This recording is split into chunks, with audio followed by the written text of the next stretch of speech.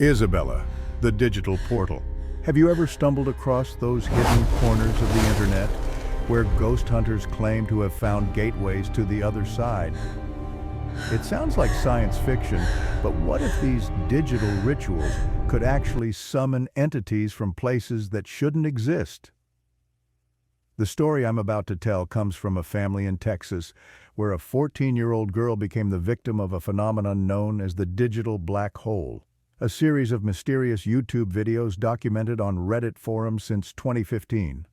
This isn't a story for the faint-hearted, and no matter how curious you might be, I strongly advise against searching for videos with random encoded titles and distorted imagery, because once a door is open, it can't always be closed.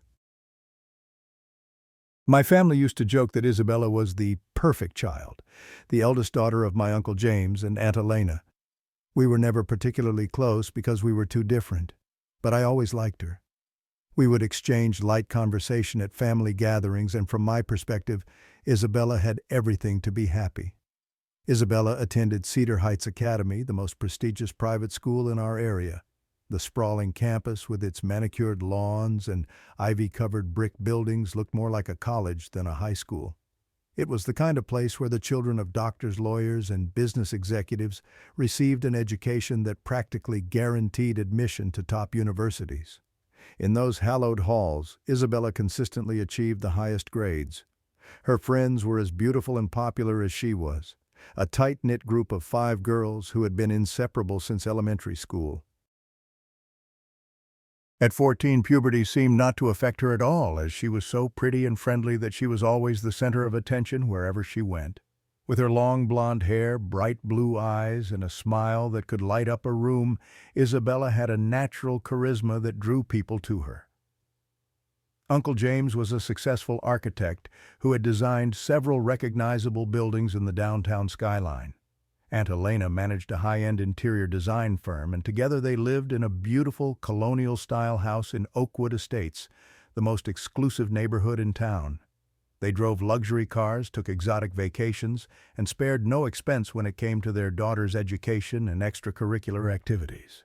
Isabella wanted for nothing. She had the newest iPhone designer clothes and her own beautifully decorated bedroom that looked like it belonged in a magazine. That's why the world seemed to collapse around us when we received a call from my grandfather one night in early October informing us that Isabella had committed suicide. I remember every detail of that night with painful clarity. It was just after 10 p.m. and I was working on a history paper due the next day. The house was quiet except for the soft clicking of my keyboard. Then the phone rang, that shrill, piercing sound that somehow already carried the weight of terrible news. My father answered it in the kitchen, and I heard his voice drop to a whisper. When he appeared in the doorway of my room, his face was ashen, his eyes wide with shock. He didn't need to say anything. I knew something awful had happened. "Get your coat," he said, his voice hollow. "We need to go to Uncle James's house. It's Isabella." My mother emerged from the bedroom already dressed, tears streaming down her face. The 15-minute drive to Oakwood Estates was made in complete silence, the darkness outside matching the heaviness in our hearts. When we arrived, the scene was chaotic. Police cars with flashing lights illuminated the elegant facade of my uncle's house in alternating red and blue. An ambulance was parked in the curved driveway, its back doors open, but eerily still. There was no rush anymore. Neighbors in bathrobes and pajamas had gathered on the sidewalk, whispering among themselves, their faces a mixture of shock and morbid curiosity. Inside, the family was already there, all devastated and in disbelief. My grandfather sat rigid in an armchair, his weathered hands gripping the armrest so tightly his knuckles were white. My grandmother was beside Aunt Elena on the sofa, holding her as she sobbed uncontrollably. Uncle James paced back and forth in the elegant living room, occasionally stopping to stare blankly at the wall as if trying to make sense of the incomprehensible. Police officers moved methodically through the house, taking photographs and speaking in hushed tones. A detective in plain clothes sat at the dining table writing in a notebook as a uniformed officer stood nearby. The air was thick with grief and confusion, punctuated by the occasional crackle of police radios. I found a spot on the stairs feeling like an intruder in this private moment of family tragedy. From there I could hear snippets of conversation piecing together the horrifying events of the evening. Aunt Elena, paralyzed with pain, recounted what had happened between heaving sobs. While she and Uncle James were visiting friends for dinner just 2 blocks away, Isabella had stayed home to prepare for a party she planned to attend later that night. Their younger daughter Sophie was on her way back from swimming practice at the community center. Around 8 p.m., the mother of one of Sophie's friends dropped her off at the door as usual. "She had a new swim badge," Aunt Elena whispered, her voice breaking. "She was so excited to show it to us. She used her key to come in through the front door, calling out for Isabella." But when 8-year-old Sophie entered, she encountered the most horrific scene imaginable, something that no one, especially not a child, should ever have to witness. Her sister Isabella was hanging by the neck from the balcony of their parents' bedroom right in front of the entrance, still wearing her school uniform, a pleated navy skirt and white button-up blouse. Her feet dangled about 6 feet off the ground, swaying slightly in the air-conditioning draft. Her face, once vibrant and beautiful, was now swollen and discolored, her bright blue eyes lifeless. Sophie's screams alerted the neighbors, who rushed over and found the little girl hysterical in the foyer, unable to look away from her sister's body. One of them called 911, while another ran the 2 blocks to get my aunt and uncle. By the time the ambulance arrived, it was too late. Isabella had been dead for at least an hour. All deaths are sad, but this one destroyed the family. Uncle James withdrew into himself, barely speaking at the funeral. Aunt Elena alternated between fits of hysterical crying and eerie calm, as if her mind couldn't fully process what had happened. Sophie began wetting the bed and refused to enter the house again, staying with our grandparents instead. It took a long time for even us more distant relatives to return to normal lives without constantly thinking about Isabella. I dreamed about the scene for months, as vivid as if I had witnessed it myself. Isabella's lifeless body hanging in the foyer, her school shoes pointing downward, her long blonde hair cascading around her shoulders like a final curtain. The police investigation found no signs of foul play. There was no suicide note, no obvious trigger. Isabella's phone and computer showed nothing unusual, no cyberbullying, no concerning searches, no final messages to friends. Her social media accounts were filled with normal teenage posts, selfies with friends' photos of her dog quotes from songs she liked. Her teachers reported she had been slightly quieter in recent weeks, but nothing that raised alarm bells. The official conclusion was that Isabella, for reasons unknown, had taken her own life in a moment of inexplicable despair. My uncle's marriage lasted barely a year after that. The shared grief that should have brought them together instead drove them apart. Every time they looked at each other, they saw the reflection of their failure to protect their daughter. Uncle James moved to California, where he had relatives and could start fresh in a new architectural firm. Aunt Elena relocated to Austin with Sophie, leaving the house virtually abandoned. It was her property from an inheritance and became more of a burden, a painful memory rather than an asset for her family. During this time, coincidentally, my father wanted to invest in buying a small apartment as a rental property. The housing market was hot, and he had some savings he wanted to put to good use. Aunt Elena, being his sister, offered him the house at a much lower price than it was actually worth. The property taxes in Oakwood Estates were steep, and she couldn't bear the thought of strangers living in the place where her daughter died, yet couldn't stand to keep it either. Convinced that it would be taking advantage of his sister's pain, my father refused adamantly at first. The house was worth at least twice what she was asking. But my grandfather, ever the practical patriarch, convinced him that it would ultimately be best for everyone. Aunt Elena needed closure. My parents could benefit financially from the investment, and keeping the house in the family somehow seemed more respectful to Isabella's memory. My father finally bought the house, hired contractors to renovate certain areas, particularly the foyer and master bedroom, and tried to rent it out for several months without success. Despite the prestigious address and beautiful architecture, potential renters always seemed to lose interest after viewing the property. Some claimed it felt off or cold, while others simply found reasons why it wouldn't work for them. A few even asked outright if someone had died there, as if they could sense the lingering tragedy within its walls. When I was about to enter high school that fall, my parents faced a dilemma. They had originally planned for me to attend the public high school near our modest suburban home, but my test scores had qualified me for a scholarship at Cedar Heights Academy, the same prestigious private school that Isabella had attended since elementary. It was an opportunity too good to pass up, but the commute from our current house would be nearly an hour each way. I felt like I'd been doused with a bucket of ice water when they announced that due to the proximity to the school and their jobs, it would be most convenient for everyone to move to the newly purchased house in Oakwood Estates and sell the suburban home where we had always lived.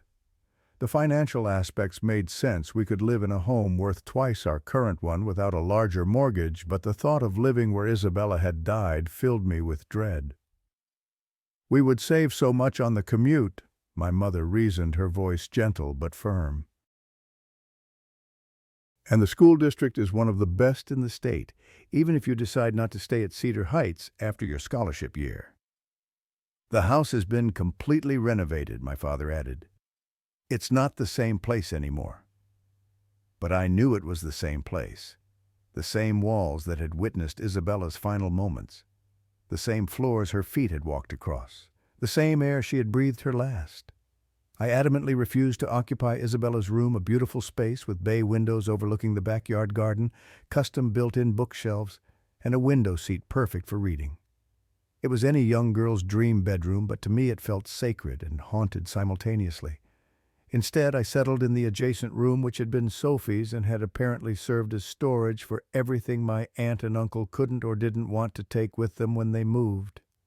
The day we moved in was sunny and deceptively cheerful. The moving company efficiently transferred our furniture and boxes from one house to the other. My parents seemed excited about the upgrade. Our modest furnishings looked almost comically small in the spacious rooms of the Colonial. My mother immediately began planning how to redecorate, talking animatedly about paint colors and curtain fabrics. My father inspected the updated kitchen with its granite countertops and stainless steel appliances with obvious satisfaction. I went through the motions of unpacking my belongings in my new room, arranging my clothes in the closet and placing my books on the shelves. But I couldn't shake the feeling that we were intruders in a house that wasn't meant for us. The ceilings were too high, the hallways too long, the staircase too grand. Everything echoed slightly, as if the house itself was holding its breath, waiting. The first night I was so tired from moving that I went to sleep in a room still half filled with boxes and Sophie's old toys that we hadn't yet decided what to do with. I tried to relax, to forget about my anxiety, forget about what had happened just yards away from me less than a year ago. Thinking about all of this, I had just dozed off for a few seconds when a sound suddenly alerted me. At first I thought it might be the house settling or perhaps my parents moving around downstairs. But as I became more awake, I realized with growing horror that the sound was coming from the next room, Isabella's room. Footsteps light but distinct, moving back and forth across the floor.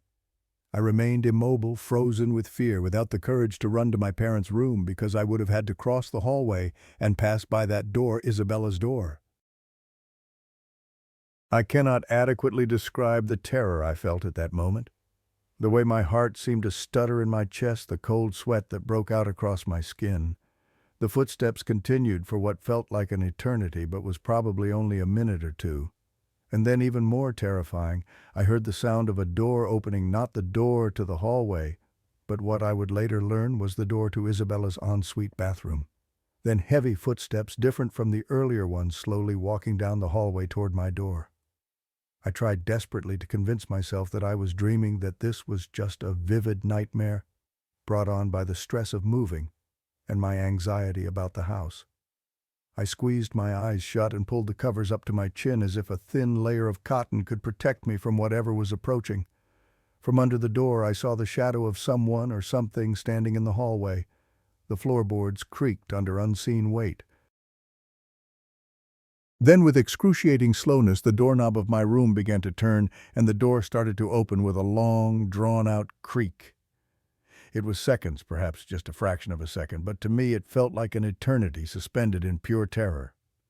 When the door finally swung open, and I recognized my father's silhouette in the doorway, I felt a mixture of relief and lingering fear that to this day is difficult to explain.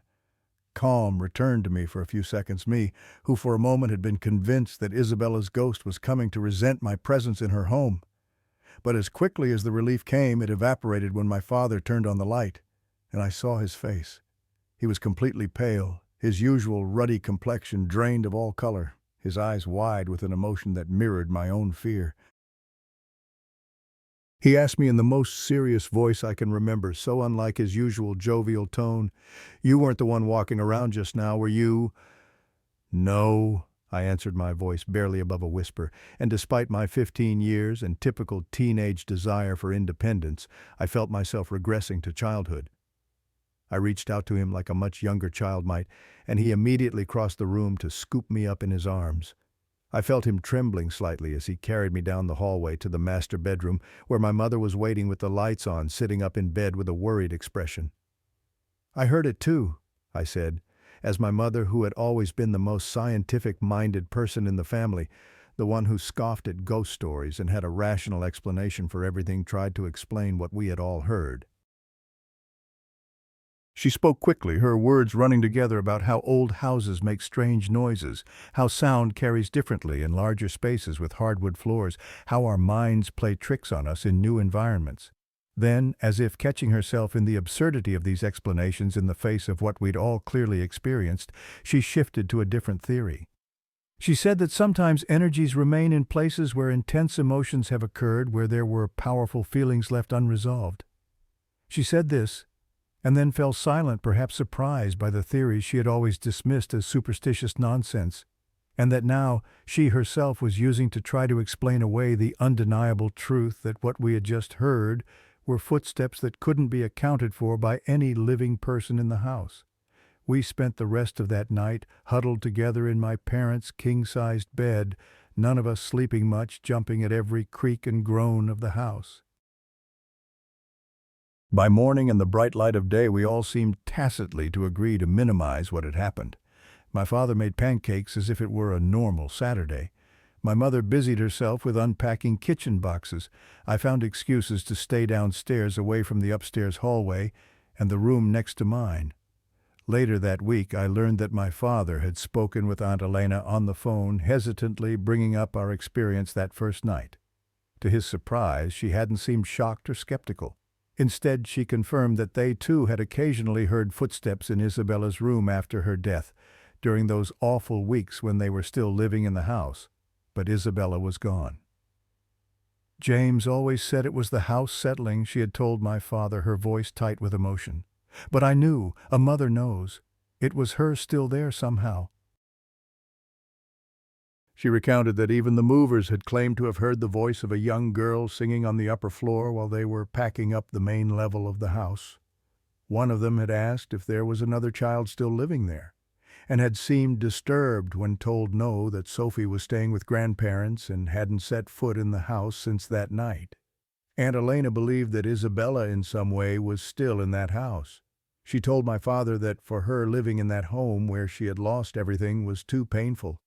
But the reason she had sold the house at that price, and specifically to him, was so that whatever remained of Isabella in the place would be alongside someone who had loved her very much. "You don't have to do this if you don't want to," she said, understanding evident in her voice despite the crackly phone connection. "I can't blame you, as I couldn't bear to be there myself. But if you can, brother, don't leave her alone there." When my father recounted this conversation to us that evening, everything seemed to make sense within the context of Aunt Elena's grief. My mother, ever practical, suggested that Aunt Elena was still processing her loss and might be projecting her own desires to keep some connection to her daughter. But there was a new softness in her skepticism, as if our experience had cracked open a door in her rational worldview. Despite the unsettling start, it seemed to be our duty to stay, especially since Uncle James and Aunt Elena had always helped us a lot over the years when we struggled financially.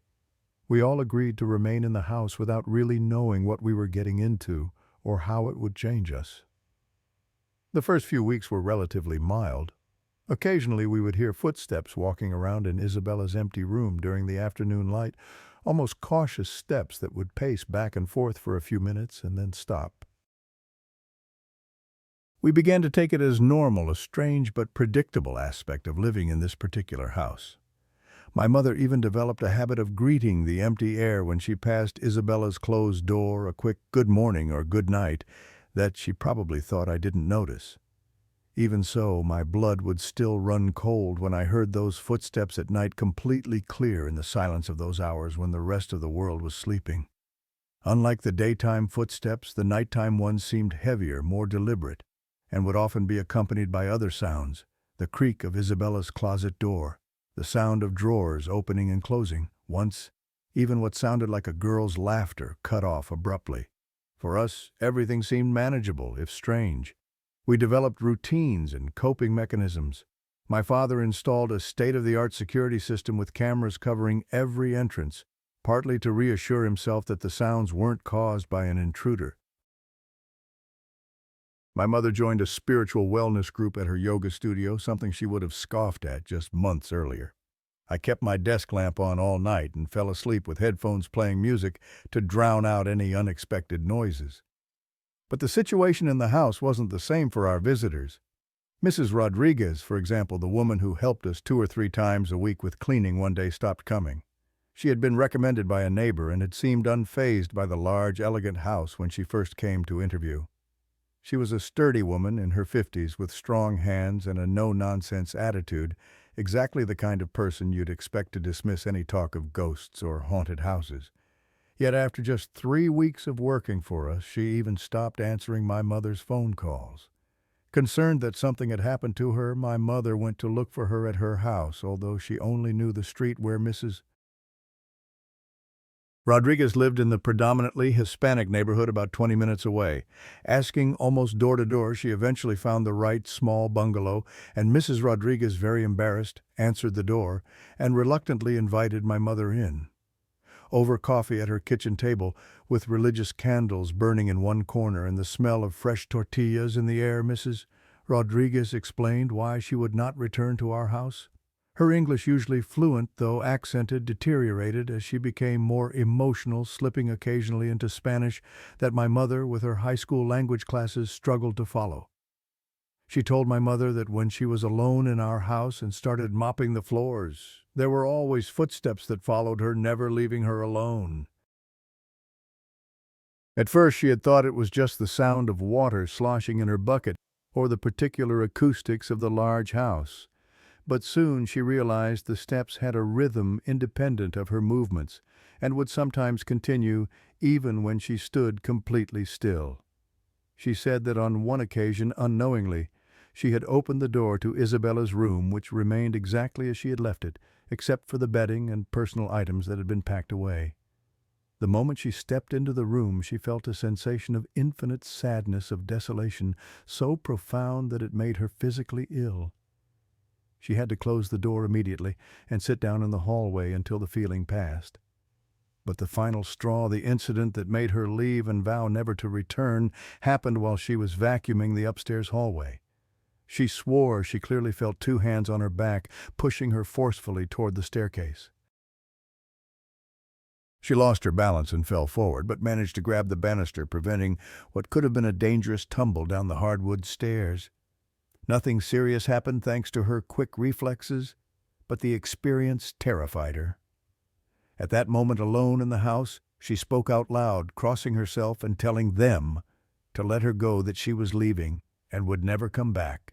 And she had kept her word, even foregoing her final paycheck rather than returning to the house to collect it. "I have 5 children, Mrs. Lawson," she said to my mother, her voice firm despite the fear evident in her eyes. "They need their mother in one piece."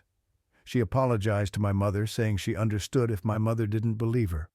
My mother then tried to reassure her by telling her what had happened to us, relating Isabella's story, what had happened in that house. She tried to show her that she did believe her, that she wasn't dismissing her experience. Mrs. Rodriguez looked at my mother for a long moment, her dark eyes serious. Then she leaned forward and said in a low voice, as if afraid of being overheard even in her own home, "No, ma'am, you're mistaken. It's not a child walking around in that house. Just at that moment, I was coming out of my room to receive a friend who was visiting me, and we were about to discover that Mrs. Rodriguez was right in a way none of us had anticipated. I was very happy when I heard the doorbell ring that Saturday afternoon. Alicia had finally accepted my invitation to visit the new house after weeks of gentle persuasion. We'd been best friends throughout middle school, inseparable despite our different personalities, me quiet and bookish, her outgoing and athletic. We were both sad because for the first time since elementary school we would be attending different high schools, and I think that in some way she was a bit angry with me about it, although I explained to her that I couldn't do anything about the decision my parents had made. When I looked out the second-floor window, I saw her standing at the garden entrance, her red hair bright in the autumn sunlight.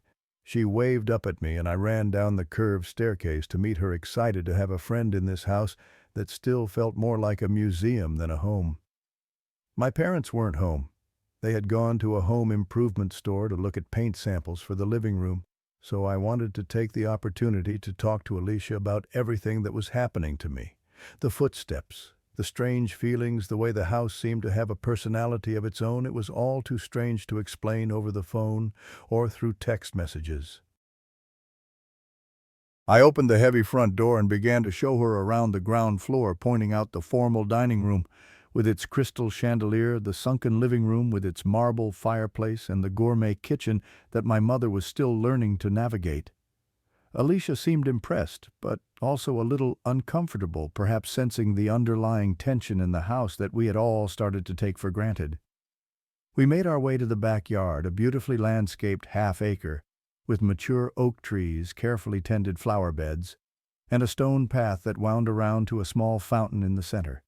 It was truly a gorgeous design, a testament to Aunt Elena's patience, creativity, and dedication over the years she had lived here. "This is amazing," Alicia said, walking toward the fountain. "It's like something out of a magazine." "Aunt Elena designed it all herself," I replied, feeling a strange mix of pride and unease at praising the woman whose daughter's death had led to our ownership of this property. Suddenly, I turned my back to point out a particularly beautiful rose bush near the garden shed, and I heard Alicia let out a scream of fright that quickly turned into nervous laughter. "What happened?" I asked, spinning back around to find her with her hand over her heart. Her face flushed. "Your dad almost scared me to death," she replied, her voice slightly shaky despite her attempt at a casual tone. "My dad? What are you talking about?" I felt a cold sensation begin to spread through my chest. He was peering out from the upstairs window with a horrible demon mask, like full-on Halloween horror. For a second I thought she stopped noticing my expression. "What's wrong?" When I heard this, I was filled with dread. I didn't know what to do and hesitated to turn toward the window. I didn't want to. I refused to think that it was that room, Isabella's room, that no one entered anymore. "Which window?" I asked, my voice barely above a whisper. "That one in the middle," Alicia said, pointing to the second floor of the house, where a row of 3 windows faced the backyard. The middle one, with its lace curtains partially drawn, was unmistakably Isabella's bedroom window. I felt my body weak and my knees threatening to buckle beneath me. A wave of nausea washed over me as I realized what Alicia must have seen. My parents weren't home. The house was empty except for us standing here in the garden. And someone had looked out at Alicia from Isabella's bedroom window. "Shut up! That's not funny," I said, tears springing to my eyes despite my attempt to seem brave. Alicia's expression changed from confusion to concern. "What? I'm not joking. Are you okay? What's going on?" She asked what was wrong, why I was reacting this way. I could only tell her, my voice trembling, that there was no one in the house, no one at all. "I swear I saw it," she said, her earlier amusement completely gone now, replaced by genuine fear. Her face had gone pale, making the freckles across her nose stand out starkly. "I thought they were playing a prank on us, you know, like parents do sometimes." We both looked toward the window again, unable to look away despite our growing fear. I felt a heavy feeling in the pit of my stomach, as if someone were indeed watching us. From our perspective in the garden, only a fragment of the room's ceiling was visible through the window. The curtains were slightly open, but we had never touched them, never opened them since moving in. My mother had been explicit about respecting that room, keeping it closed and undisturbed. Before we could say anything more, a shadow passed across the visible portion of the ceiling, as if someone were walking through the room. It was quick but unmistakable, a darkness moving against the pale blue paint of Isabella's bedroom ceiling. I can't explain what happened next.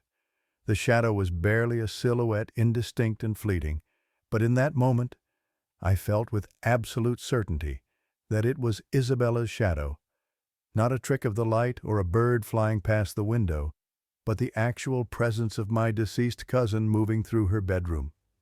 When we saw that silhouette pass by, Alicia approached me and hugged me, both of us trembling with fear. Then the curtains suddenly dropped down, as if someone had yanked them from below, closing off our view into the room completely. That deliberate action, so clearly indicating a conscious presence, broke the spell of paralyzed fear that had held us in place. We ran toward the side gate that led to the front of the house, neither of us wanting to go back through the house itself to reach the front door. Our feet pounded against the flagstone path, our breathing ragged with panic as we burst onto the sidewalk, nearly colliding with Mr. Brennan, our next-door neighbor, who was walking his golden retriever. Mr. Brennan was on the sidewalk and approached, concerned, to ask what was happening. I couldn't speak, my throat constricted with fear, but Alicia, always quicker to recover than me, told him there was a stranger in the house. "Call the police while I check," he said, without hesitation, handing Alicia his dog's leash. He began signaling to another neighbor, Mr. Chen, who was arriving in his car a few houses down.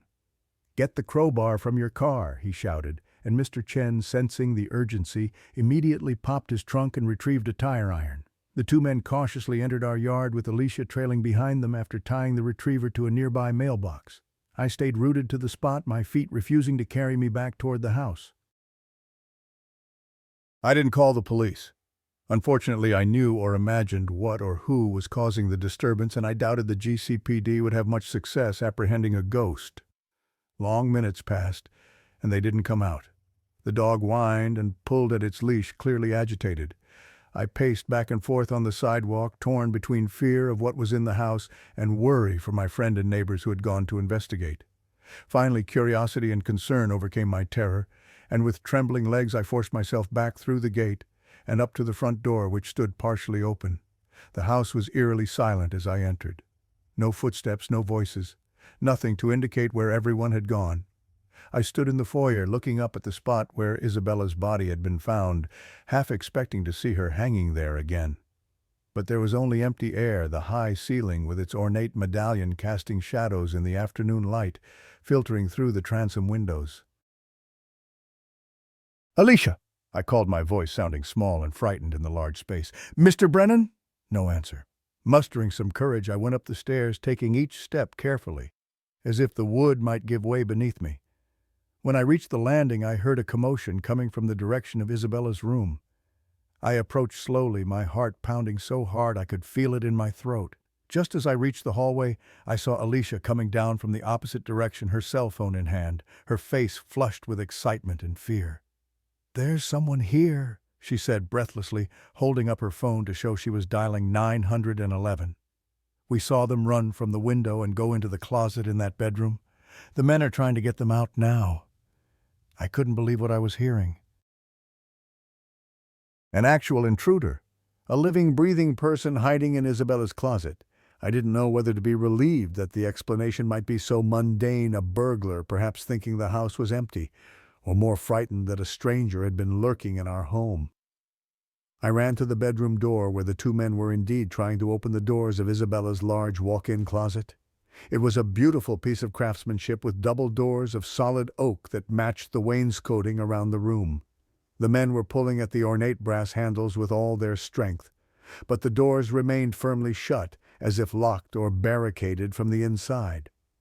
"Come out, you bastard, before the patrol arrives and you're in bigger trouble," Mr. Brennan shouted, his normally friendly face contorted with effort and anger. Mr. Chen cursed in Mandarin as they used all their strength, practically hanging from the doors, but they wouldn't yield even a fraction of an inch. The sudden sound of the electric gate at the car entrance caught our attention. the distinctive hum and clank that announced someone was using the remote to enter the driveway. Through the bedroom window, Mr. Chen looked out and told me that my mother was arriving home. Apparently, my parents had returned earlier than expected from their shopping trip. I and Mr. Chen started toward the stairs to meet my mother and explain the bizarre situation, but after just a few steps into the hallway, we were stopped by a sound from behind us, the creaking of the closet doors as they began to open very slowly of their own accord. We returned to the bedroom doorway, frozen in place by a mixture of fear and curiosity. Mr. Brennan was still in the room, looking attentively into the gradually widening gap between the closet doors, gripping his tire iron so tightly his knuckles were white. The doors continued to open with excruciating slowness, revealing inch by inch the dark interior of the closet. "No one's coming out," Mr. Chen whispered, his eyes wide. Mr. Brennan took a step closer to the closet, raising the tire iron defensively. When the doors were fully open, revealing a closet still half filled with Isabella's clothes, Mr. Brennan cursed profusely and began to violently move the hanging garments aside, desperately searching for someone they were certain they had seen enter. But there was absolutely nothing but Isabella's dresses and blouses still hanging neatly on their rods, her shoes arranged on the built-in rack, a few storage boxes stacked on the upper shelves. The closet wasn't particularly large or deep. There was nowhere a person could hide. Mr. Brennan's face grew increasingly pale as he checked again and again, pushing clothes aside, looking behind storage boxes, even tapping on the back wall to see if there was a hidden compartment or passage.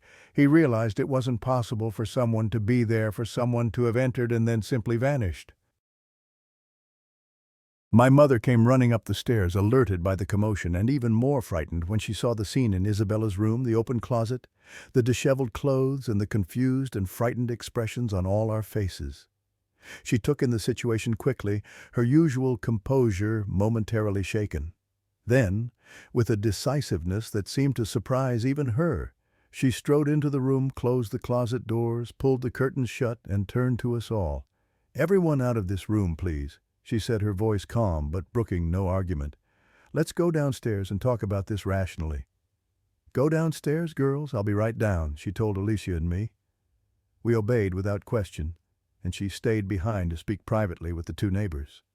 Alicia and I sat in the kitchen, neither of us speaking, as we tried to process what had just happened. Had we really seen someone or something in that window? Had it really gone into the closet only to disappear completely? It seemed impossible, yet 4 people had witnessed it. After about half an hour that seemed eternal to me, I heard my mother's voice and the deeper tones of the 2 men as they came down from the 2nd floor. Mr. Brennan was still talking to my mother, explaining something in a low, serious voice. I caught fragments about a specialist. He knew someone who had helped his sister with a similar situation in an old farmhouse upstate. He insisted that he would pass along a phone number, that this person could help us understand what was happening in our house. Mr. Chen remained silent beside him, his expression distant and troubled, as if he was still trying to make sense of what he had seen or hadn't seen in that closet. My mother thanked them both warmly for coming to our aid, assuring them that everything was fine now, and that my father would call them later to express his gratitude as well. She accompanied them to the front door and out onto the street, watching as they walked back to their respective homes, Mr. Brennan still gesturing emphatically as he tried to convince her of something. When she returned, instead of coming back inside immediately, she stood in the garden staring fixedly up at the window of Isabella's room. Noticing this, I went outside to join her, and Alicia, not wanting to be left alone in the house, followed close behind. From our vantage point on the lawn, we could see that the curtain in Isabella's room was slightly open again, just about 2 inches, a thin, vertical slice of darkness between the cream-colored drapes. "You saw me close it completely, right?" my mother asked, her voice strangely calm despite the circumstances. "Yes," Alicia and I answered simultaneously, our eyes fixed on that narrow gap in the curtains. Meanwhile, I stood paralyzed, my gaze locked on the window. In the small gap between the curtains, I could make out what appeared to be a face not pale or flesh-colored, but completely unnaturally white. and with dark, hollow eye sockets staring down at us from the bedroom window. It wasn't a human face. It was something else entirely, something that made my blood run cold and my breath catch in my throat. I don't know if my mother or Alicia could see it too, but if they did, they didn't mention it.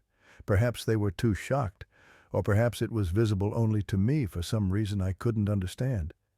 I closed my eyes tightly, hoping that when I opened them again the face would be gone, a trick of the light, a reflection anything but what I feared it was. When I looked back into the window, the face was still there, completely clear, despite being seen through a narrow gap, and it didn't move or blink. On the contrary, it seemed to remain deliberately still, as if wanting to ensure that we noticed it, that we understood it was watching us. "Let's go inside," my mother said, suddenly breaking the silence and startling both Alicia and me. She said it in an angry tone that took me by surprise, as if she were very upset rather than frightened. There was no fear in her voice, only determination and a hint of indignation.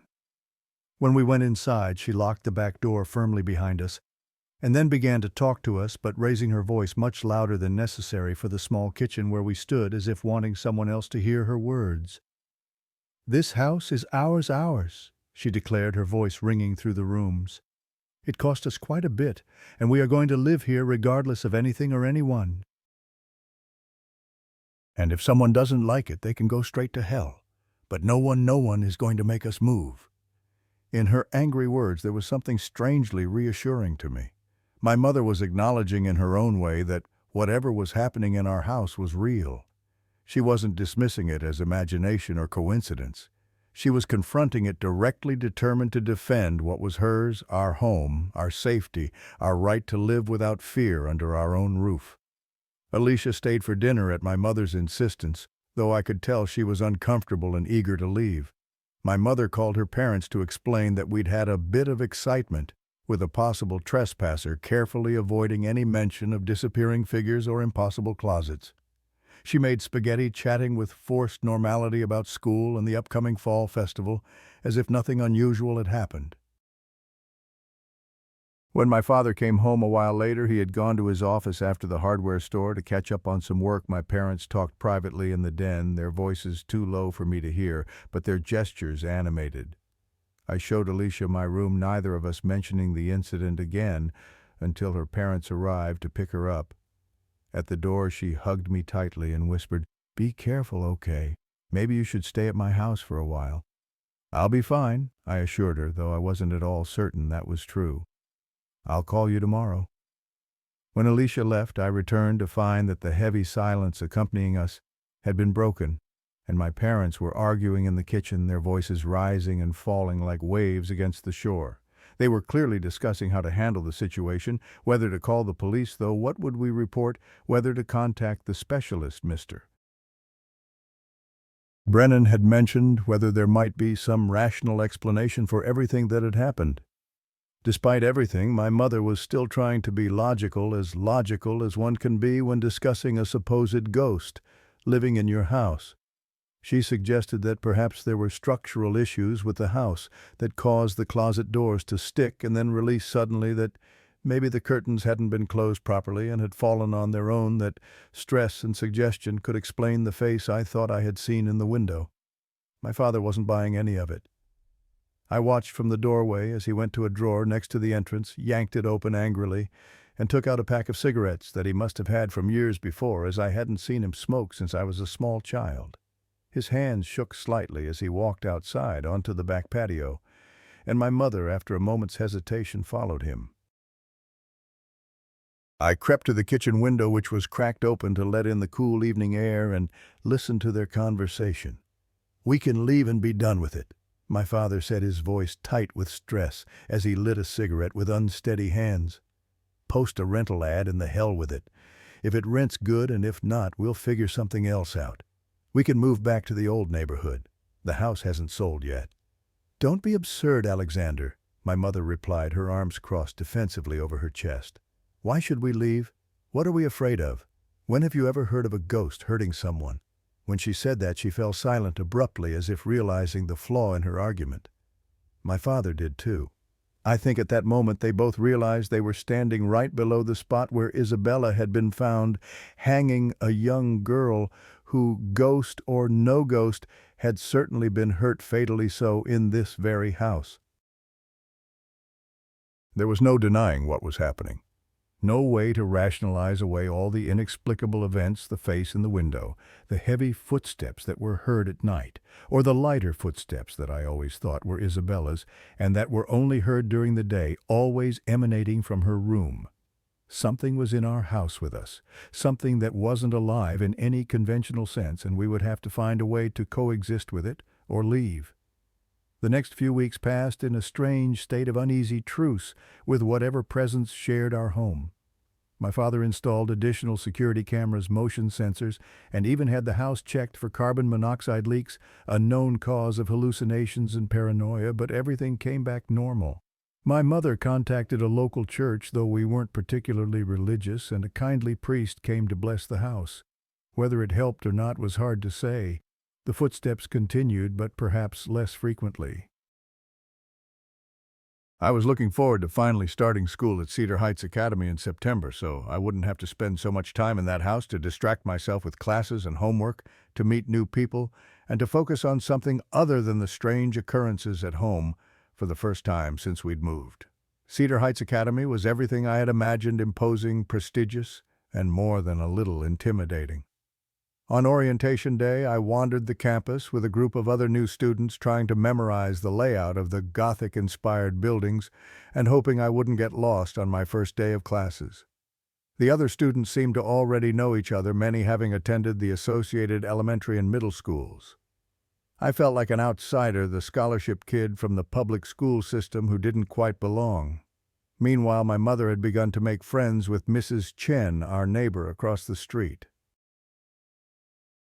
Her son Marcus attended Cedar Heights and would be a junior that year. Both women thought it would be a good idea for him to tell me a bit about the school before I started the unwritten rules, which teachers were strict, which clubs were worth joining.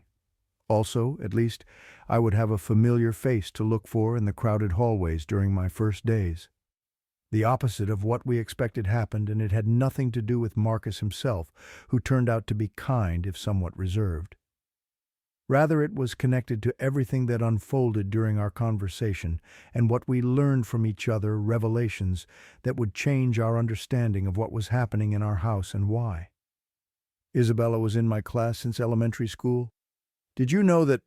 was the first thing he said to me when we met in his family's immaculate living room, his mother and mine chatting over tea in the kitchen. And no, I didn't know. I'd had no idea that my cousin and this boy had known each other. Marcus was a tall, lanky boy with dark hair that fell across his forehead and wire-rimmed glasses that gave him a scholarly appearance. He was, I quickly learned, a great person, but had a somewhat strange sense of humor and eclectic interests that set him apart from the popular crowd at school. He had almost no friends except for a small group of boys, as odd as he was, with whom they gathered during lunch periods to discuss obscure video games, sci-fi novels, and internet mysteries. Isabella, as I knew, had been a complete opposite. She was a girl whom everyone liked, Queen Bee of her friend group, known and admired throughout the school for her beauty, academic achievements, and social ease. That's why, despite greeting each other in the hallways and sometimes walking to school with one parent or another when they carpooled, there had never been a real friendship between Isabella and Marcus. They occupied completely different social spheres, as distant as planets in separate solar systems. However, he seemed to know an unusual amount about the circumstances surrounding Isabella's suicide.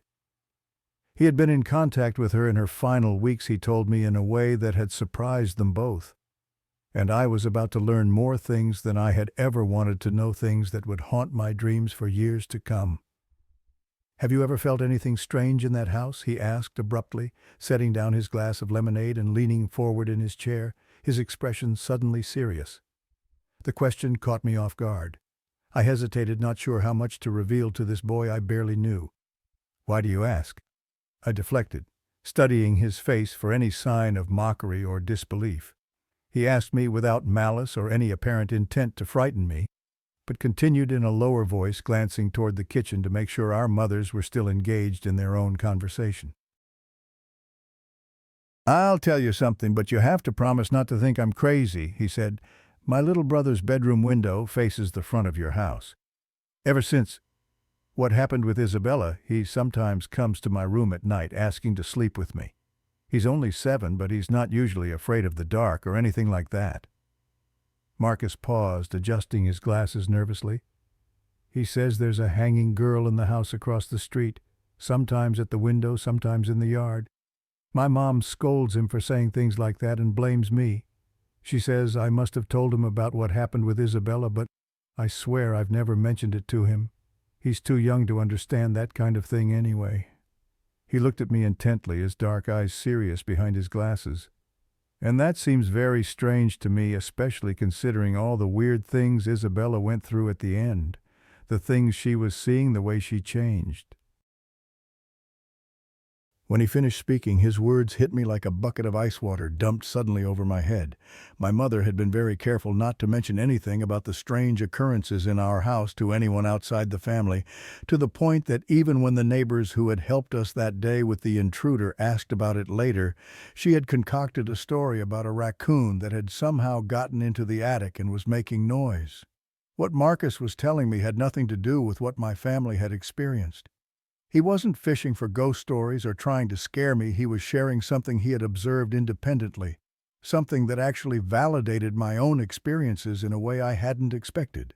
"What?" I swallowed hard, my throat suddenly dry. "What kind of weird things did Isabella go through before she, you know?" Marcus glanced toward the kitchen again, then leaned even closer, his voice barely above a whisper. "That's the thing. I don't know if I should tell you. It might make things worse for you living there, but also maybe you need to know. Maybe it would help explain what's happening." He seemed genuinely torn, and I felt a mixture of dread and desperate curiosity. Part of me wanted to stop the conversation right there to return to safer topics like school clubs and cafeteria seating arrangements. But a larger part needed to know what had happened to Isabella, what might have driven her to such a desperate act, and whether it was connected to the strange phenomena in our house. "Please tell me," I said finally. "I need to know."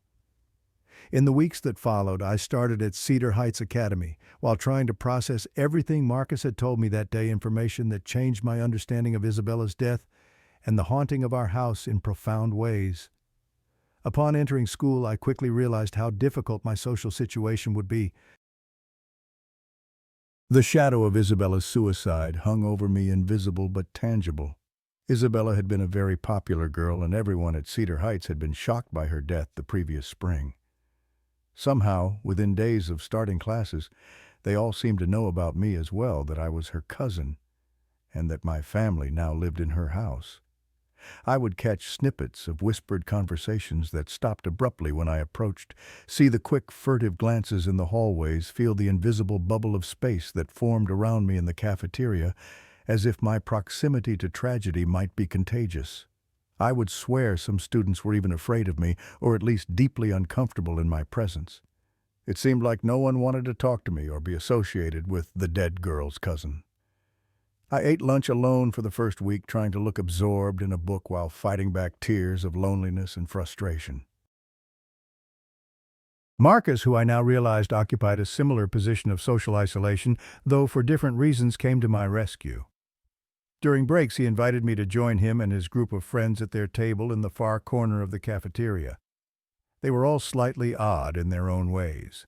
Raphael, a heavy-set boy with thick glasses who seemed to be the unofficial leader. Ethan, rail-thin with a perpetual nervous tic. Jason, who spoke so softly you had to lean in to hear him.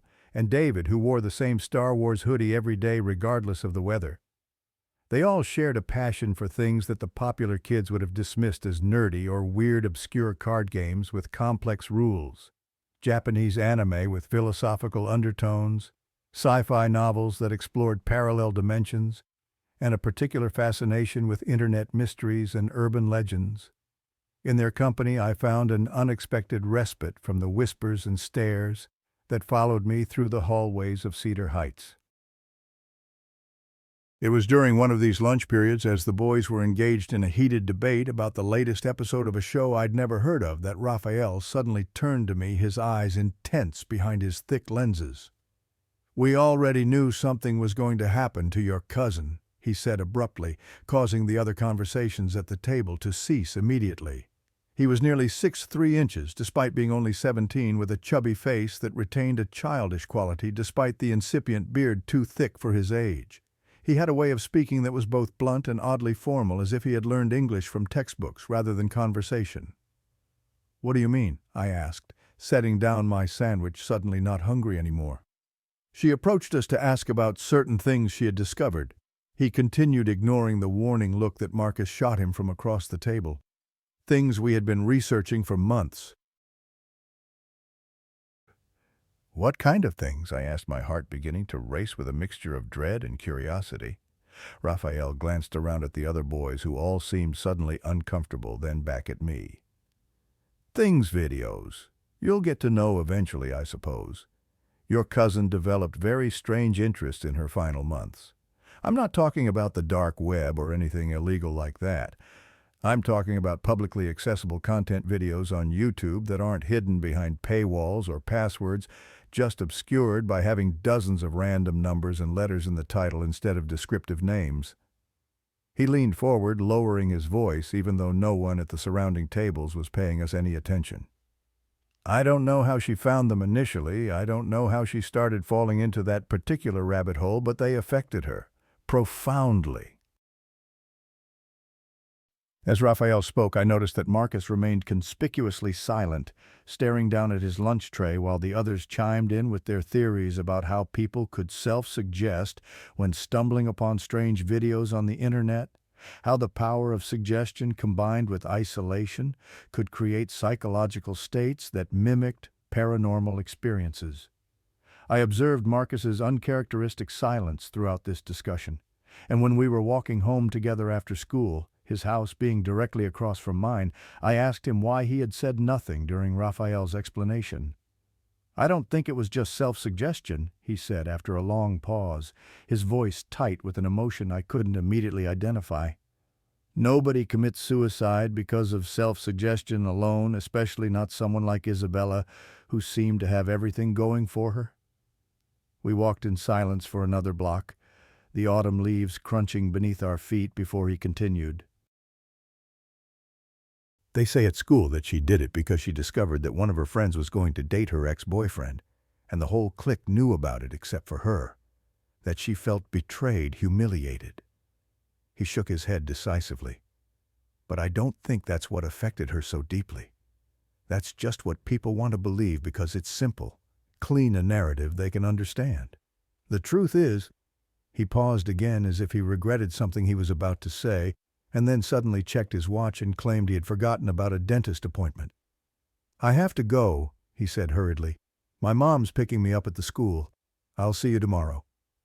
Before I could protest, he turned and started walking back the way we had come, leaving me alone with more questions than answers, and a growing sense of unease that something much stranger than teenage drama had been involved in Isabella's final days. Everything seemed increasingly disturbing and mysterious to me, pieces of a puzzle I couldn't quite fit together. When I got home that afternoon, the house was empty. My mother had left a note saying she was running errands and would be back by dinner time.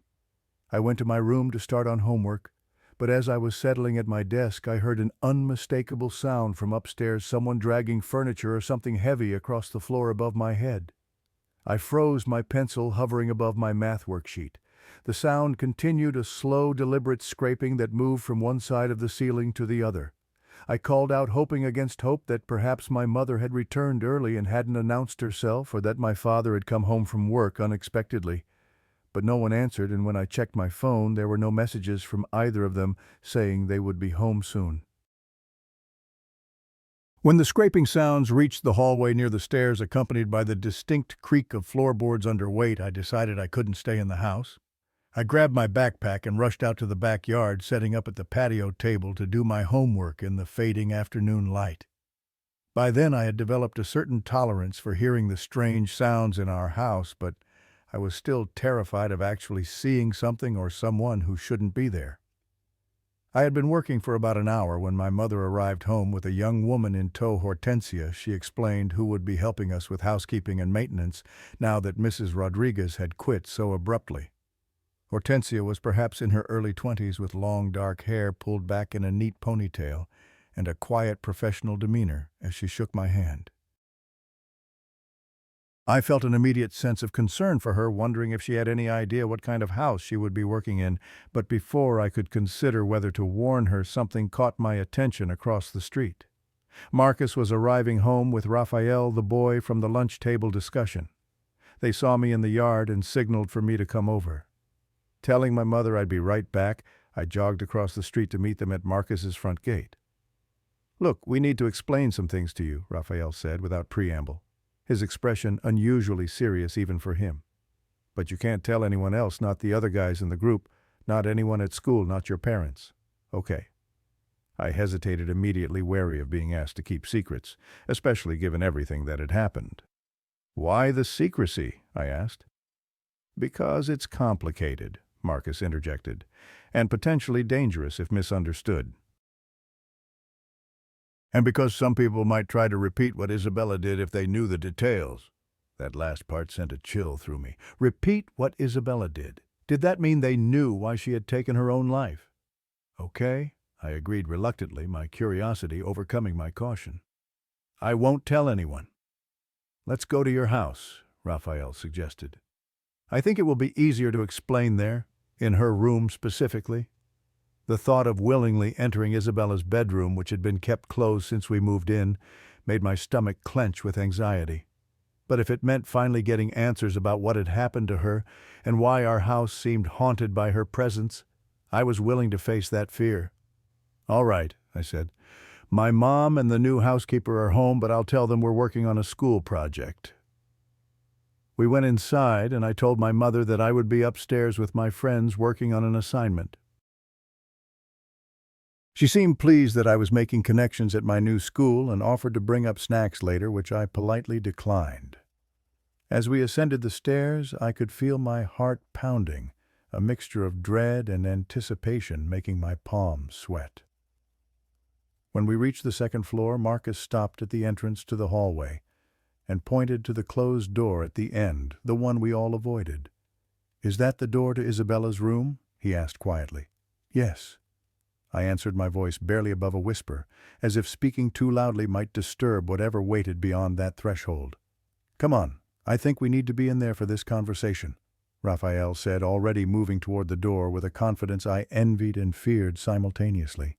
As we approached, he continued, speaking, his voice low but intense.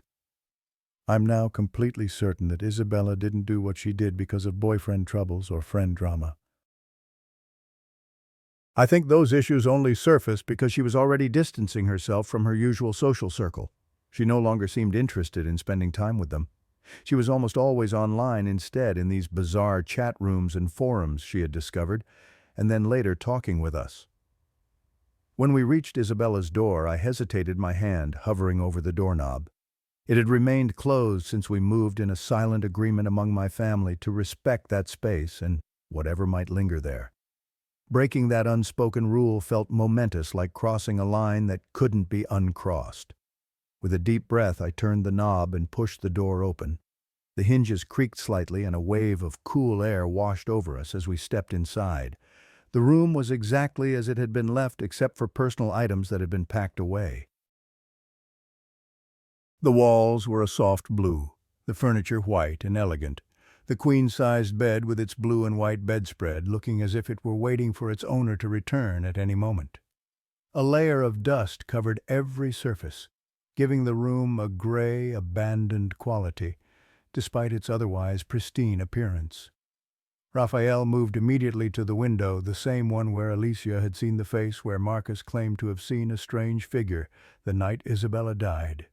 He pulled open the curtains without hesitation, letting the afternoon sunlight flood the room, illuminating dust motes that danced in the air like tiny galaxies. "Is this the window?" he asked, though the question seemed directed at Marcus rather than me. "Yes," Marcus replied, moving to join him. He pointed across the street to his own house, visible through the branches of the oak tree that stood in our front yard. "The trees mostly block the view, but that window there, that's my little brother's bedroom," he explained. "And that's how I know there's something seriously wrong with what happened to Isabella and what's happening in this house now." "I haven't told you everything," Marcus said, turning to face me, his expression pained. "Please forgive me, but I promise that now I'll be completely honest with you." He took a deep breath before continuing. "Many weeks before Isabella died, I started to worry about her. We weren't close friends, as I said, but we had a few classes together and were paired for a chemistry project. The things she started saying during our study sessions became increasingly strange. She would mention seeing shapes in her peripheral vision, hearing whispers when she was alone in her room. At first I thought she was just messing with me, the popular girl playing a prank on the nerdy boy. But then she started sending me text messages in the middle of the night, really bizarre stuff about entities and gateways and something she called the ritual. By the next morning, she would always claim she had no memory of sending the messages, that it wasn't her. Marcus's hands were trembling slightly as he recalled these details. Then she somehow found out about our group's interest in internet mysteries and asked to join our online chat. We added her, of course. I mean, who wouldn't want the most popular girl in school suddenly taking an interest in your hobbies? But things just got weirder. She might start a normal conversation, write good night or something equally mundane, and then immediately follow it with these long strings of seemingly random characters and symbols, then continue as if nothing unusual had happened. "One night," he continued, his voice dropping even lower, "she suddenly sent us all a selfie of herself with a completely serious expression, just staring blankly into space. But the disturbing part was what appeared in the background behind her, a large, dark silhouette, humanoid, but too tall, too thin to be a normal person. The image was blurry in that section, as if something had moved quickly, just as the photo was taken. When she sent it, I was so freaked out that I went to my brother's room, which has the clearest view of this house, specifically this room. I wanted to see if someone else was in here with her, if maybe she was being threatened or if someone had broken in. What I saw instead was a figure standing next to this very window. At first glance, I thought it was Isabella herself standing on a chair or something, because the shape seemed taller than would be normal. But it wasn't moving at all, just standing completely still right where you're standing now, Rachel." I involuntarily stepped away from the window, a chill running down my spine despite the afternoon warmth. "And then," Marcus continued, his voice barely audible now, "Isabella herself walked into the room from what I assume is the bathroom door over there. I could see her clearly with her blonde hair catching the light. And that's when I realized that whatever was standing by the window wasn't a person at all, wasn't anything normal." He swallowed hard, his Adam's apple bobbing visibly. I panicked. I ran back to my room to warn her in our group chat, grabbed my laptop, and returned to my brother's window to keep watch. And that's when I saw something I still have nightmares about. That tall, dark silhouette seemed to have crouched down, and what appeared to be a face was now looking out the window directly at me, except it wasn't a human face.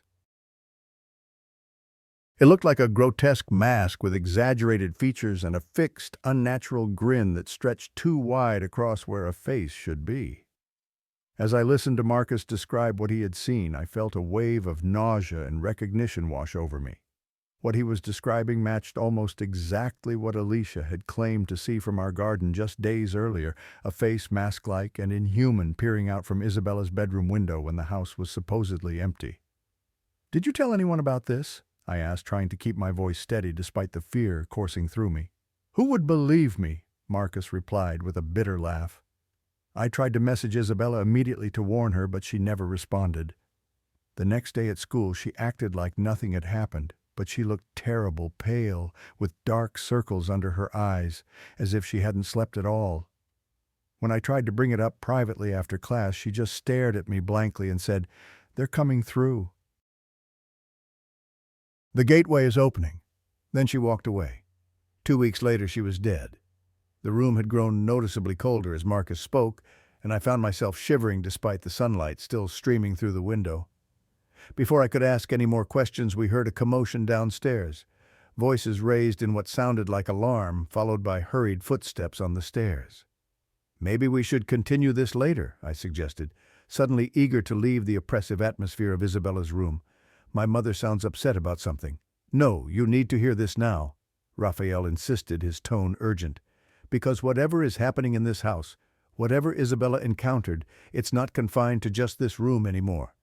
And I think it's getting stronger." But before he could elaborate, the bedroom door swung open, revealing my mother with a distressed expression, Hortensia standing pale-faced behind her.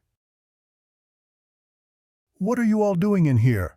my mother demanded, though her anger seemed tempered by fear. "I've told you this room is off limits, Rachel." "I'm sorry, Mom," I began, searching for a plausible explanation. "We were just—" I was interrupted by a loud, unmistakable sound from above us. Footsteps running back and forth across what would be the attic space, followed by a heavy thump that seemed to shake dust from the ceiling. My mother's face drained of color, and Hortensia crossed herself quickly, murmuring something in Spanish under her breath.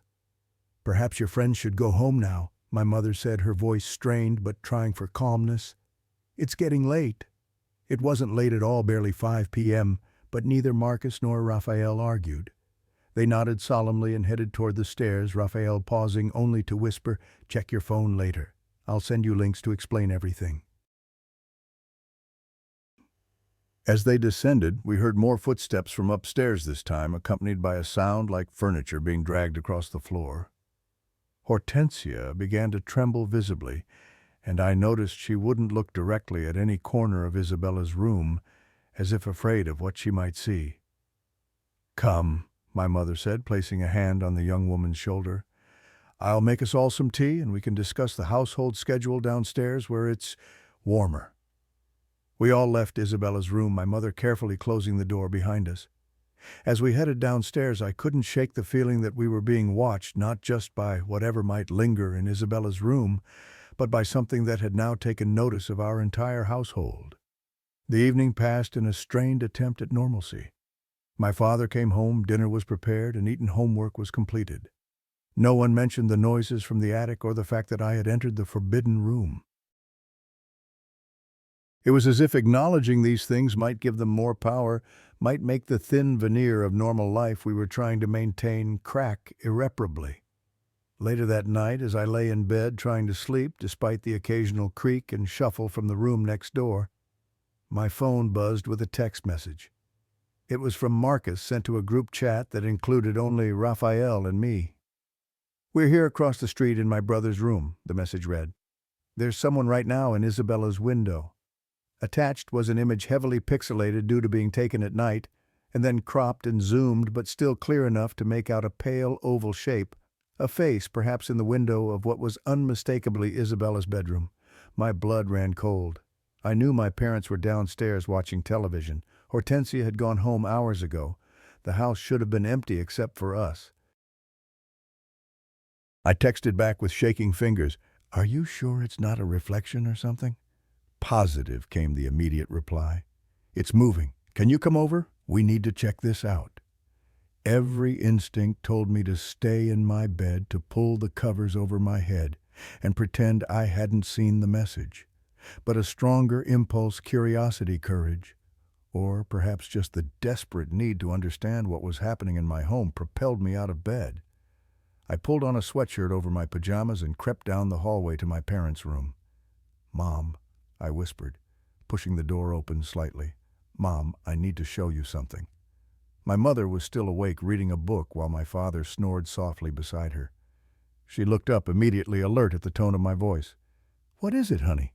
she asked, already setting aside her book and slipping out of bed. I showed her the text and the photo. She studied it for a long moment, her expression unreadable in the dim light. Then, with a decisiveness that surprised me, she pulled on her robe and slippers. "Let's go check it out," she said simply. "And then I think we need to have a talk with Marcus and his parents." We went quietly upstairs, and I texted Marcus to come back over with Raphael, together with my mother Hortensia, who had been staying late to help with laundry, and the two boys. We went upstairs to check Isabella's room. When we entered, the atmosphere was heavy, almost oppressive, and a horrible smell filled the air like rotting meat combined with something chemical and acrid. "Oh my God!" my mother gasped, covering her nose with the sleeve of her robe. "What is that smell?" We followed the odor to its source, the ensuite bathroom of Isabella's bedroom, which no one had used since we moved in. The smell was emanating from the sink drain, becoming stronger as we approached. "I'll check it," Hortensia offered bravely, though her face had gone pale. "It might just be a clogged drain." Houses that sit empty can develop all sorts of problems with the plumbing. She went into the bathroom with Marcus while my mother, Raphael, and I waited in the bedroom, none of us speaking, all seemingly holding our breath in anticipation or dread. The silence was shattered by a piercing scream from the bathroom, followed immediately by the sound of someone retching violently. We rushed to the doorway to find Hortensia backing away from the sink in horror, and Marcus doubled over, vomiting into the bathtub. "Dios mío, Dios mío!" Hortensia was repeating, crossing herself repeatedly as tears streamed down her face. What is it?" my mother demanded, her voice rising with panic. With a shaking hand, Hortensia pointed to the sink. "Hair," she managed to choke out. "I pulled out hair from the drain. So much hair. Blonde hair. And blood." My mother, summoning a courage I would later marvel at, approached the sink and looked down. I followed, unable to stop myself despite my terror. There, coiled in the white porcelain basin, was a large mass of blonde hair, Isabella's distinctive shade, tangled with something dark and viscous that could only be coagulated blood. The smell was overwhelming, a miasma of decay that seemed to cling to our clothes and skin. The horror of that discovery marked a turning point in our understanding of what was happening in our house. This was no longer something that could be dismissed as imagination or coincidence. It was physical, tangible evidence that something profoundly wrong was occurring, something connected to Isabella's death, and whatever she had been involved with in her final weeks. I kept the photo of that strange face in Isabella's window for a long time, saving it to a folder on my computer where I collected every piece of evidence, every strange occurrence, every unexplained phenomenon that might help us make sense of our situation. I once even saw a similar image posted on a paranormal forum, though I have no idea who posted it, and there they claimed it had been taken at a house in another state entirely. In the days that followed, our household underwent a series of rapid changes. Hortensia only stayed with us for a week before quitting. She started working for her sister instead, and remained there for a long time. Through mutual acquaintances, we learned that Hortensia, as a result of her brief time in our house, had become hypersensitive to anything paranormal or unexplained. She claimed she could now sense negative energies in other places, that her brief exposure to whatever dwelled in our house had opened some kind of psychic door for her. She had felt very strongly the presence of a young girl in the house and had attributed it to Isabella. Most disturbingly, she claimed that she could sometimes see Isabella reflected behind her when cleaning near mirrors or glass cabinets, a pale face with dark, hollow eyes watching her work. During her final days with us, she reported finding balls of blonde hair in sinks throughout the house, not just in Isabella's bathroom. She endured these discoveries stoically until the final incident, when someone or something pulled her hair with such force that several strands were yanked out by the roots as she cleaned the upstairs hallway. When that happened, my mother was in the kitchen and heard her scream. Despite my mother's best efforts to convince her to stay, offering a substantial raise, and assurances that we would address the problem, Hortensia refused to set foot in our house again. We couldn't blame her. Mrs. Rodriguez had left because she felt the presence of something malevolent. Hortensia because she specifically sensed Isabella. But the strange thing was that each person who encountered the phenomena in our house seemed to experience something slightly different, as if whatever was there manifested differently depending on who was perceiving it. One unexpected development during this period was that one of Isabella's former friends, a girl named Sophia who had been part of her tight-knit social circle, began to talk to me at school. At first I was suspicious of her sudden interest, especially given the way the rest of Isabella's friends deliberately avoided me in the hallways. Sophia later confessed that she had initially approached me because she had fallen out with the other girls in their group and thought that the best way to make them angry was to befriend me, the cousin they all viewed as a morbid reminder of Isabella's death. But what began as a petty act of social revenge evolved into a genuine friendship. As Sophia and I discovered, we had more in common than either of us had expected. Through her, I gained insight into Isabella's final weeks from a perspective different from what Marcus and Raphael had shared. "She changed so suddenly," Sophia told me one afternoon as we sat on the bleachers watching a soccer practice. "One week she was normal Isabella, laughing, planning the spring formal, obsessing over college applications, even though we were only sophomores. Then she just withdrew. Started skipping our weekend hangouts, barely participated in group texts, wore the same clothes multiple days in a row, which she never did before." "Did she ever mention anything strange?" I asked carefully. "Like seeing things or hearing voices?" Sophia gave me an odd look. "Why would you ask that specifically?" I shrugged, trying to appear casual. "Just wondering what signs we all missed, I guess." She was quiet for a moment, picking at the peeling paint on the bleacher seat. "She did say something weird now that you mention it. About 2 weeks before it happened. We were in the girls' bathroom, just the two of us, and she looked at me with this really intense expression and asked if I ever felt like I was being watched when I was alone. When I said no, she just nodded and said, 'Lucky you,' and then never brought it up again. When I told Sophia what Marcus and Raphael had shared with me about Isabella's interest in strange videos and internet mysteries, she laughed bitterly. 'Raphael told you he didn't know how Isabella started seeing those things online. That damn fat guy was the cause of it all.' I felt confused and betrayed, wondering if Marcus and Raphael had been manipulating me all along, feeding me a distorted version of events for reasons I couldn't fathom. I asked Sophia to come with me to confront Marcus about the discrepancy. When we arrived at my house after school, I called him and said I needed to discuss something important.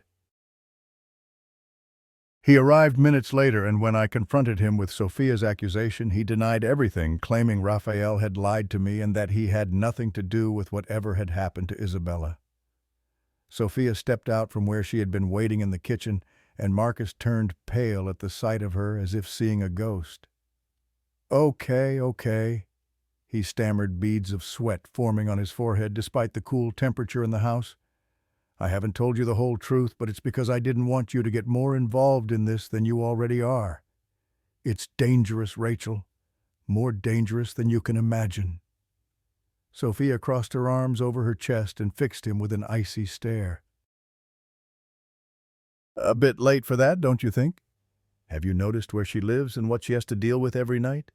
The confrontation revealed that apparently everyone at school knew about Raphael's strange obsessions and activities, not just the boys in his immediate social circle, but many other students and even some teachers. From what I gathered in the tense conversation that followed, Raphael had discovered something he called the digital black hole, a collection of seemingly random YouTube videos with encoded titles that, when viewed in certain sequences and under specific conditions, supposedly allowed contact with something else. Another plane of existence, spirits of the dead, or entities even more alien and incomprehensible. It was essentially a digital ritual, a technological seance that Raphael and his friends had been experimenting with for months before Isabella somehow became aware of it and asked to participate. What had started as a morbid curiosity for her had evolved into an obsession, and then possibly something much worse. With growing trust between us, Sophia shared something truly disturbing. Since Isabella's suicide, several of her friends had received messages from Isabella's Facebook account messages that continued to arrive weeks after her death. These weren't just generic posts or scheduled content, but personalized messages referencing inside jokes and shared memories. Most disturbing of all were the photos, images of Isabella with each of her friends, but digitally altered, so that Isabella's face appeared distorted with features that Sophia described as almost demonic. The friends had discussed these messages among themselves, trying to determine who might be cruel enough to hack a dead girl's account. When one of them finally worked up the courage to respond, demanding that whoever it was stop disrespecting Isabella's memory, the account had replied with information that only Isabella could have known, secrets she had shared only with that specific friend, details of conversations no one else had been privy to. This pattern continued with others in their group until they collectively decided to block the account and report it to Facebook as compromised. After several weeks of investigation, Facebook eventually deactivated Isabella's profile as that of a deceased user. Marcus was convinced that Raphael was behind it somehow, Sophia told me, her voice dropping to a whisper, though we were alone in my room. That he had either hacked her account or created a convincing copy. But none of us could figure out how he would have known all those private things Isabella had told us individually. Things she never would have shared with someone like Raphael. The day Isabella's Facebook account was finally removed from the platform, the activity in our house intensified dramatically. I heard what sounded like furniture being thrown around in Isabella's room, heavy thumps and crashes that shook the ceiling fixtures. The faucets in her bathroom turned on by themselves, running at full force, until we went in to shut them off, only to find them on again minutes later. That night, things escalated further. As I tried to fall asleep with my customary headphones playing music to drown out any unusual sounds, I suddenly heard different footsteps over the music, heavier than the usual light steps that I associated with Isabella's presence, more deliberate and threatening as they moved down the hallway toward my room. I was surprised that my parents hadn't awakened at the noise as they usually did when things became particularly intense in the house.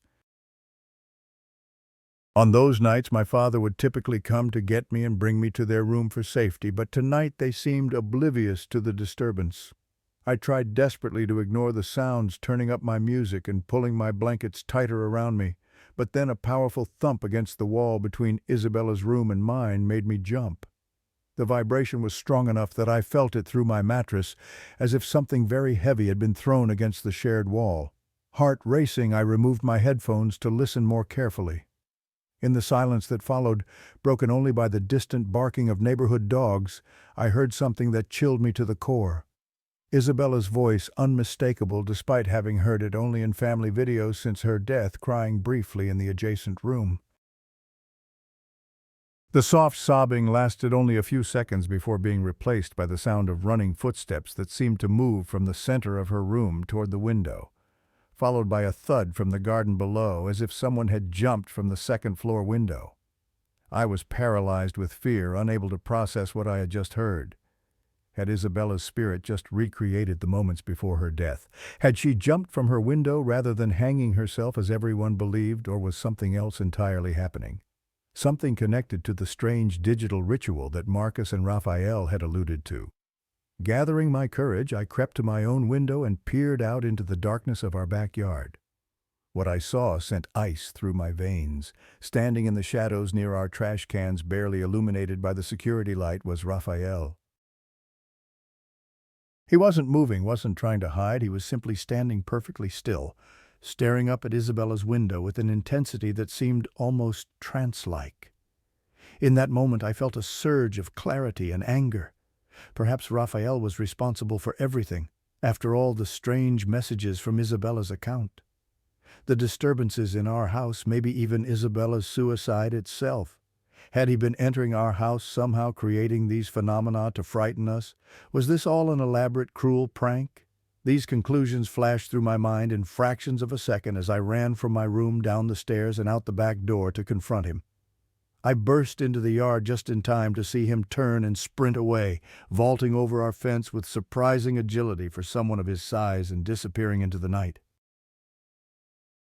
But as I stood there in my pajamas, the cool night air raising goosebumps on my skin, something made me freeze in place, a sensation of overwhelming dread that had nothing to do with Raphael's presence or escape. Slowly, reluctantly, I became aware of something beside me just at the edge of my peripheral vision. There, barely visible in the dim light, were a pair of feet dangling in midair, suspended about a foot off the ground. I stopped breathing. Every muscle in my body locked in terror as I realized what I was seeing, or what my mind was telling me I was seeing. The feet wore the same black Mary Jane shoes that had been part of Isabella's school uniform, gently swaying slightly as if moved by a breeze, though the night air was perfectly still. I knew I should run, should escape back into the house, but my legs wouldn't respond. I was completely paralyzed with fear, unable even to scream. I tried desperately not to turn my head, not to look directly at what I knew would be Isabella's hanging body. But from the corner of my eye I could see the dangling feet, slowly beginning to rotate, as if the body they were attached to was turning to face me. Drawing on reserves of courage I didn't know I possessed, I forced my frozen limbs to move. I ran toward the house as if pursued by demons, not daring to look back. In what seemed like seconds but must have been longer, I had crossed the yard, burst through the back door, taken the stairs 2 at a time, and begun pounding desperately on my parents' bedroom door. For some reason their door was locked that night, something that had never happened before. As I stood there in the hallway knocking frantically, I felt with absolute certainty that the hanging figure from the yard was now behind me, had somehow followed me into the house and up the stairs, and was now just feet away in the darkness of the hallway. When my mother finally opened the door, I practically fell into the room, diving into my father's startled arms and begging them to close the door because there was someone in the hallway. My father immediately went to check, flipping on lights throughout the upper floor, but found nothing unusual. My mother held me as I shook uncontrollably, trying to explain between gasping sobs what I had seen in the yard and felt in the hallway. Looking out the window of their bedroom, which overlooked the street, my father noted with concern that there were lights on in Marcus's house, specifically in his younger brother's room. This struck us all as odd, given that the Chen family typically went to bed very early and it was now well past 3 a.m. Still trembling, I sent a text message to Marcus asking if everything was okay. His cryptic reply only deepened the mystery and my fear. "No, we'll talk in the morning." The light footsteps that I had come to associate with Isabella's presence continued intermittently throughout that night, but I was too frightened to sleep anyway. Huddled between my parents in their king-sized bed until dawn finally began to lighten the sky outside. The next day I learned through a series of tense conversations with Marcus what had transpired while I was experiencing my own terrifying encounter in our backyard. Raphael had apparently gone to Marcus's house after fleeing our property, waking him by throwing pebbles at his window and demanding that he come outside immediately. When Marcus emerged sleepy and confused, Raphael thrust a piece of paper into his hands, a list written in hasty, almost frantic handwriting, the pen having torn through the paper in several places from the pressure applied. The list consisted of links, YouTube URLs written out by hand and apparently from memory, not copy-pasted from a browser. You'll understand," Raphael had repeated over and over, his eyes wild and unfocused, before running away into the night without further explanation. The angle and trees didn't allow Marcus a clear view of our house from where he stood in his driveway, but he swears that when he turned to go back inside, he glimpsed through a gap in the foliage what appeared to be Isabella hanging in the exact spot where she had taken her own life the previous spring, visible for just a moment before the shifting leaves obscured the view again. I didn't tell Marcus what I had seen at almost exactly the same time, the dangling feet beside me in our yard, the sensation of being pursued up the stairs. But I believed him implicitly, knowing now that whatever was manifesting in and around our house was growing stronger and more visible with each passing day. When we spoke again the following afternoon, I invited Marcus into our house despite his obvious reluctance. He seemed anxious and hesitated to enter the kitchen where my mother had prepared a late breakfast for us, his eyes constantly darting toward the ceiling as if expecting something to crash through from the floor above. "I think it's time to tell the whole truth," he said finally, setting down his untouched glass of orange juice. "The videos Raphael has been obsessed with, he didn't create them. He found them, yes, compiled them, analyzed them, but he didn't originate them." "What kind of videos are they exactly?" I asked, feeling a familiar knot of dread forming in my stomach. Marcus glanced at my mother, who had paused in her cooking to listen, then back to me. "They're part of what some people online call the digital black hole. It's a phenomenon that's been documented in certain corners of the internet for years. Now, obscure forums, Reddit threads that get deleted almost as soon as they're posted, whispered about in Discord servers. My mother moved closer, wiping her hands on a dish towel, her scientific skepticism apparently overridden by recent events. "What exactly are we talking about here?" she asked. "The videos themselves seem innocuous at first glance," Marcus explained, his voice taking on the quality of a lecturer distancing himself emotionally from the content he was describing. "They contain images and sounds that appear random or mundane, empty street scenes, pedestrians walking, static noise, or abstract patterns. But there's something hidden beneath the surface level." He leaned forward, lowering his voice despite the fact that we were alone in the house. "When analyzed with certain software, the white noise contains embedded messages or codes. The seemingly random visual elements, when viewed frame by frame, reveal patterns or images that aren't visible at normal playback speeds. It's like a form of steganography hiding information within seemingly innocent content." Raphael became obsessed with these videos after stumbling across one accidentally through a glitch in YouTube's recommendation algorithm. He started collecting them, analyzing them, trying to decode what he believed was a hidden message or instruction set embedded across multiple videos. "What kind of message?" I asked, barely breathing now. Marcus hesitated, adjusting his glasses nervously. He became convinced that the videos collectively contained instructions for a ritual, a technological seance, if you will, a series of specific actions, viewing patterns, and even verbal components that, when performed correctly, could supposedly open what he called a gateway. "A gateway to what?" my mother asked, her voice barely above a whisper. "Some online theories suggest they're messages from extraterrestrial beings or time travelers. Others think it's an elaborate ARG, an alternate reality game created by bored programmers. But Raphael—" Marcus paused, swallowing hard. "Raphael believed it was a method to contact the dead, to create a channel through which spirits could communicate or, even in the right circumstances, return to our world." The kitchen seemed to grow colder as he spoke, though the oven was on and sunshine streamed through the windows. I felt goosebumps rising on my arms. He experimented with the ritual himself, documenting his attempts in a journal he kept locked in his desk drawer.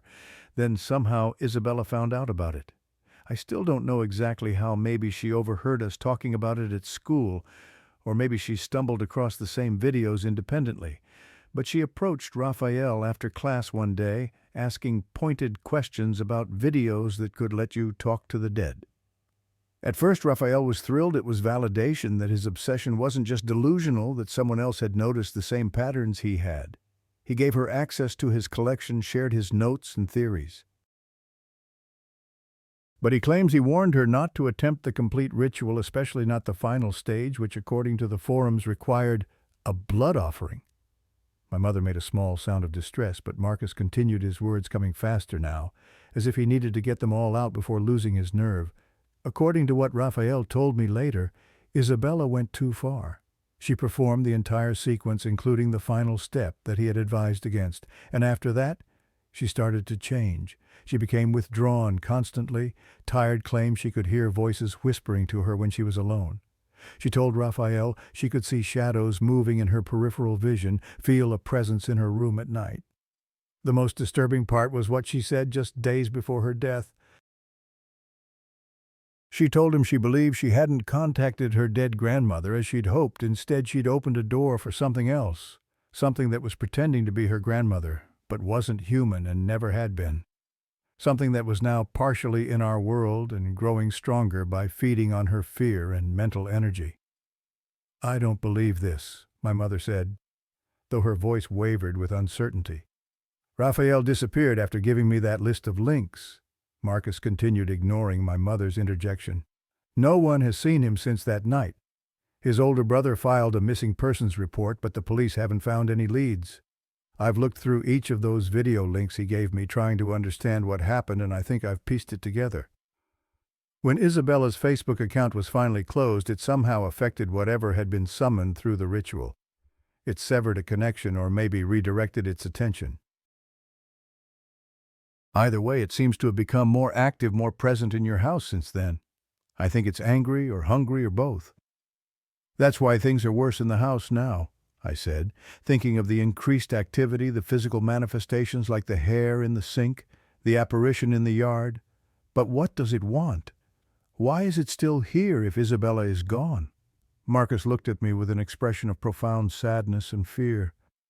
I don't know for certain, but based on what I've read in those forums before they were deleted, these entities don't just attach to a person, they attach to a location, to the place where the ritual was performed. And they don't leave easily once they've found a way in. The implications of his words hung heavily in the air between us. Whatever Isabella had inadvertently invited into our house, into her bedroom, was still there, growing stronger, and showed no signs of leaving voluntarily. In the days that followed, we tried to process this disturbing information while continuing to live in a house that felt increasingly hostile. I wanted to see the videos that had allegedly started all of this, but found I couldn't focus enough to sit through them each time I tried. A crushing headache would develop behind my eyes, or my laptop would freeze and shut down, or some disturbance in the house would interrupt me. Marcus, meanwhile, decided to share Raphael's list with Mr. Barnett, a physics teacher at school who was known to be interested in paranormal phenomena and whom Marcus trusted. The links were reviewed by Mr. Barnett and eventually by the school counselor and principal, all of whom expressed concern about the psychological impact such content might have on impressionable students. But the police, when informed, showed little interest in reopening the investigation into Isabella's death based on such tenuous connections between internet videos and her suicide. The official position remained that Isabella had taken her life during a period of undocumented depression, possibly triggered by social stressors, typical of adolescence. The more outlandish theories about rituals and entities were dismissed as the product of teenage imagination and grief-induced paranoia. A search was conducted for Raphael at his home and known hangouts, but he lived only with his older brother, their parents having returned to China years earlier, and this brother assured authorities that he had no idea where Raphael might have gone. He suggested that Raphael might have run away to stay with relatives in California, though he couldn't provide specific addresses or contacts. A month after Raphael's disappearance, tragedy struck again. Marcus's 7-year-old brother, the one who had claimed to see the hanging girl from his bedroom window, was found dead in their home. I didn't ask for details about how it happened, couldn't bear to know. I only learned that Marcus had been the one to find him, and the experience had traumatized him so severely that he never returned to school. His parents withdrew him from Cedar Heights Academy immediately and moved away just days after the funeral, leaving their house empty and dark across the street from ours, another silent monument to grief in our once peaceful neighborhood. As far as I know, Marcus deleted his social media accounts, or at least blocked me on all platforms.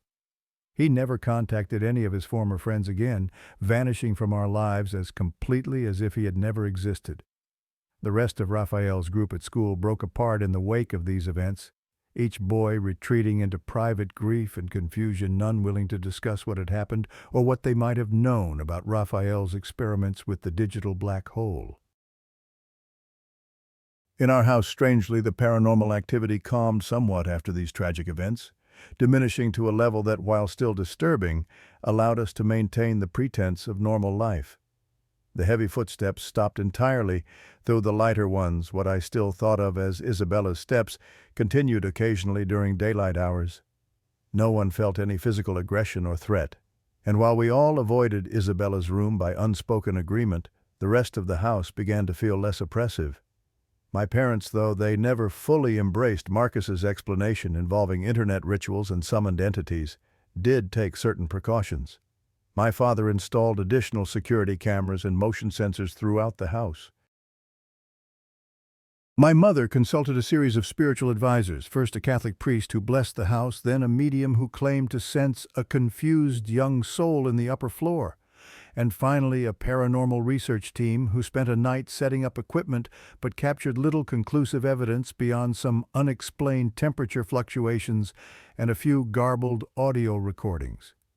As you know from the beginning of my account, the first part of this story focused primarily on what was happening to me during those initial months in Isabella's house. I never expected the ripple effects to spread so far. Raphael's disappearance, The death of Marcus's brother, the dissolution of friendships and families in the wake of whatever had been unleashed. Some days I can almost convince myself that it's over, that whatever presence inhabited our house has faded or moved on. The manifestations are less frequent, less dramatic. Weeks might pass with nothing more unusual than a door closing on its own or the faint sound of humming coming from an empty room. We've learned to live alongside the echoes of something we don't fully understand. Last Halloween, a boy I was dating came to pick me up for a party. He knew nothing about Isabella or the strange events that had transpired in our house. He was new to town, transferred from another state mid-semester. As we were walking to his car, he suddenly stopped in the driveway, staring intently at something in our front yard. "Cool decoration," he said, nodding toward a dark area beneath the oak tree. The crouching figure, really creepy. "Did your dad make it?" I felt my blood run cold, as we hadn't put up any Halloween decorations that year. My parents had decided it was in poor taste, given what had happened to Isabella in the house. There was nothing in our yard, nothing visible to me at least. I murmured something noncommittal and hurried him to the car, trying to ignore the implications of what he had seen. Perhaps it was just shadows playing tricks in the gathering dusk, or perhaps something else entirely.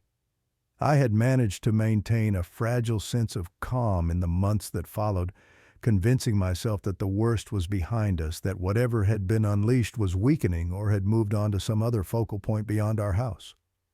Until one evening, returning home alone after drama club practice, it was just 7 p.m., the early winter darkness having already fallen. I glanced up at the house across the street, the one that had belonged to Marcus's family, and now stood empty, a "for sale" sign swaying gently in the front yard. And there, clearly visible in the window of what had been Marcus's little brother's bedroom, was a face watching me, not human, not pale, but a vibrant red color with completely black empty eye sockets. It wasn't Isabella's face or anything that had ever been human. It was something else entirely, something that had perhaps never had a name in our language. As I stood frozen on the sidewalk, the face slowly smiled a wide, unnatural grin that split its features almost in half.